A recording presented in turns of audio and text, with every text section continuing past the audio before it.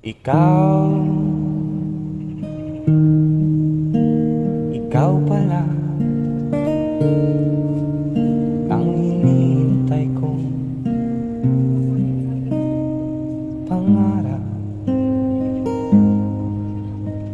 Ngayong kapiling ka at tayo ay iisa, hindi ko hahayaan na sa atin ay may hadlang.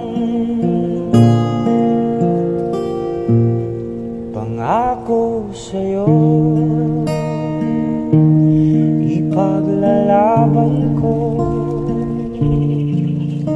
sa hirap at ginawa ating pag-ibig.